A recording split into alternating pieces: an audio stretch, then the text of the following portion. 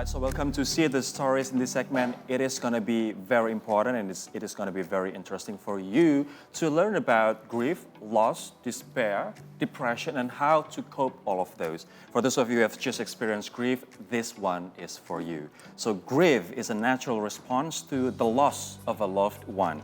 Grief may persist for some people, and its symptoms are severe enough to cause problems, which makes them unable to move on with their lives.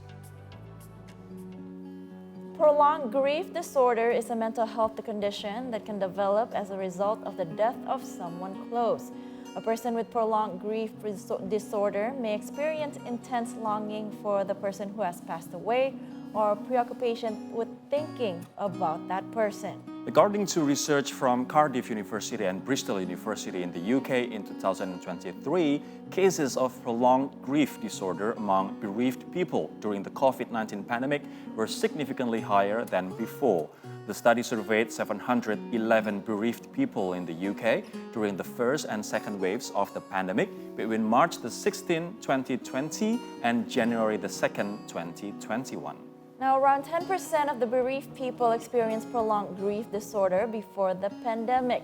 On the other hand, more than 35% of people suffered from prolonged grief disorder 13 months after the loss of their loved ones, and 29% of people suffered from the condition within 25 months during the pandemic. Wow.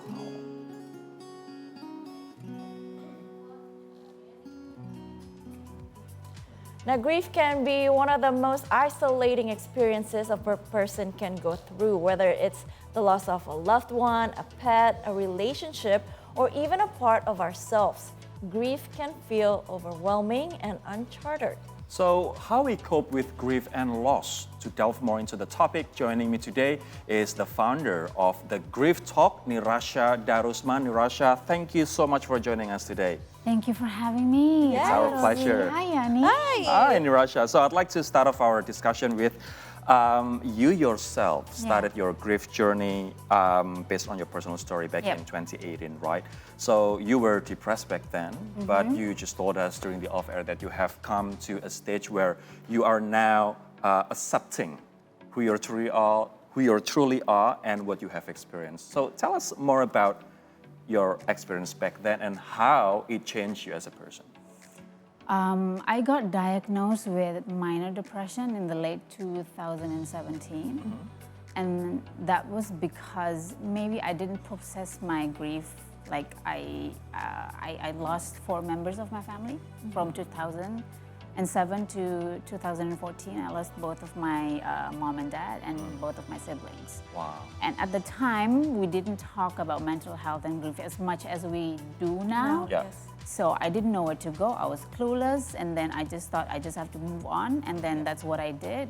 But then it turns out I didn't process, and that's why I was one of the person who got that diagnosed, that prolonged grief disorder. Right. So before the diagnosis came out, right? So there was a journey of those 4 years, if I'm not mistaken, before you got diagnosed by psychologist or psychiatrist, right? So what happened during those 4 years? That's a very good question, because we need to see the clues, right? Yeah. What happened before. So everybody has different way of coping. People have this coping mechanism. For me, I got myself busy.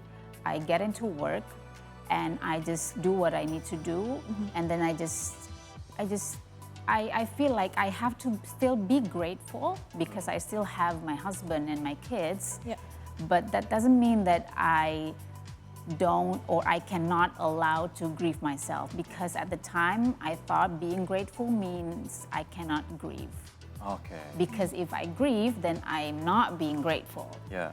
So I focus on being grateful without acknowledging and validating my feelings of the grief. Yeah. That means the sadness and the loss and the anger, they're all still there, and I didn't acknowledge that. So what happened was I got depressed. I became more sensitive, and then people around me started to notice that.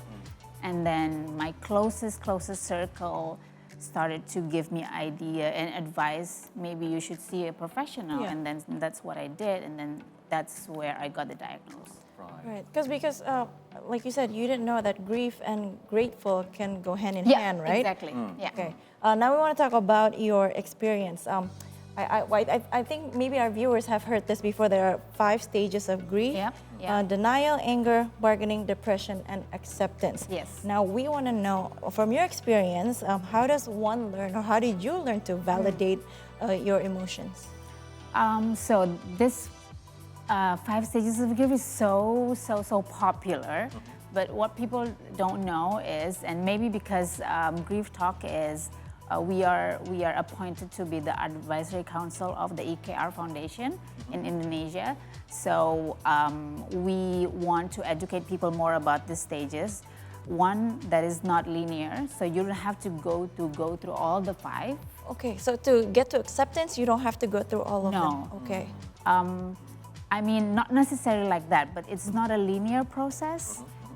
That's number 1. And then number 2, not everybody goes through all of the process. Yeah, because we experience grief differently. And that doesn't mean that we cannot go to acceptance. And then also when we say acceptance, there's so many meaning behind acceptance, right? Yeah. When you say, okay, I'm okay now with that, that's acceptance for me today. But then there's triggers, and then there's whatever happened in your life, and then you feel sad again, and then you feel angry again, and then you feel like, okay, am I going backwards? No, because it's not that. It's just these stages are just like a method to help us to validate our emotions. And then, it's just a tool to help us to understand more. Yeah. But based on your experience, though, how did you cope with the situation until you reach the final stage, which is acceptance? I force myself to acknowledge everything You force yourself to acknowledge it. by writing a book. So I really love writing. And before writing, I thought I accept everything, and I really think that whatever happens to me, this is meant to be, and so on and so forth. But then I got an opportunity to write my first book about grief, and then the genre that I chose was a memoir book, which I really need to express everything in detail. And that's where I realized, and that's where I learned that I have not acknowledged everything. I have not validated everything, and I still have guilt and that. And by writing, it's healing. Right. So actually, writing is really helpful not only for you to express what you have in your head, but also to acknowledge what has been left behind or not acknowledged. And that's not easy, because during those process, I have to stop, and then I have to cry, and then I have to. Totally understood. Yeah, but that's very healing for me. But everybody has a different way. For me, that's writing, and for other people, maybe that's art, and maybe Sport. Yes, sport. Yes. Now you mentioned about your grief, your society, the grief community called Grief Talk, and it has been running for 4 years. Yeah, That's quite a long time. So how is it going so far? Well, the Grief Talk started actually because I really think that I need to help myself, because I have come to a conclusion that when you lose somebody that is very significant to you, you will grieve forever, in a sense that you will have a hole in your heart forever, and that hole will stay with you, and you will learn to live with that hole. So every now and then, maybe we need to vent out, we need to cry, we need to whatever, and we need to have this community where we can do that without being judged. Yeah.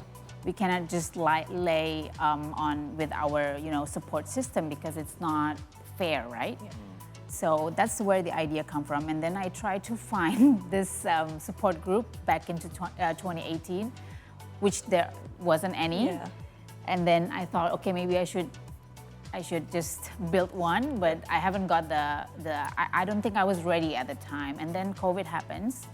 And as you know, at the time, I think now it's not just me who needs this. So many people need that. A lot of people. Yeah, so I just, I just do it. Right. So Grief Talk, how things are run or done here? Do you Okay. gather once in a week and people share their grief story, their sad stories or Yes, their yes. grief, or you provide consultation in front of many of your members? How Okay, things are okay. done?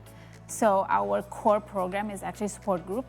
So we provide meetings 2 times a month. One is online and one is offline. It's a support group where there's 1 or 2 facilitators to facilitate, basically just to listen and to validate these people's feelings. That's all we do. But we also have this new program called Let's Talk, Let's Ask Grief. The other one, the support group, we call it Let's Talk Grief.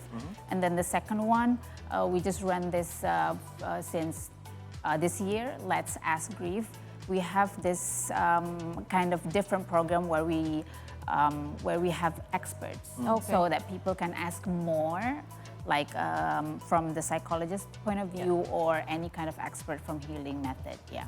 Right. Now, okay, so talking about the community itself, like you said, there is a safe space for everyone to talk about their grief and their loss, right? But how can you encourage people to talk about grief more openly? Because knowing not only Indonesians, but I think a lot of people think that grief, it's not something that you should show it to people. You Yeah. just keep it to yourself, right? So It's quite taboo, or Yeah. you can say it's a flaw in yourself, right? Weakness. Weakness. Weakness. Right, right. So how do you encourage people to open up? That's a very interesting question. I remember at our first meetings, I have to open up myself, and then 4 years ago I wasn't like this. I was still on my journey, so it was not easy. But I think the best way to do it is to show you that being vulnerable is okay. Yeah. And then we also have our social media, grieftalk.idea in Instagram, and we try to educate people that being vulnerable doesn't mean that you're being weak. Yeah. Actually, strength will come from you being vulnerable, because when you are vulnerable, you are acknowledging your feelings, you're validating, and then strength will come after that. Yeah. So that's maybe we need to have the education substance also in this community. Yeah. Wow, back it sharing up, to right, people, yeah. being listened to, and being validated, not being judged is really helpful for people to overcome grief, right? Yeah. So it's really interesting there, and we're going to be talking about Grief Fest. I just knew that there's Yeah. such thing as Grief Fest 2024. So we'll be talking about that right after the break. Don't go anywhere. You want to listen more about Grief Fest 2024 right after this.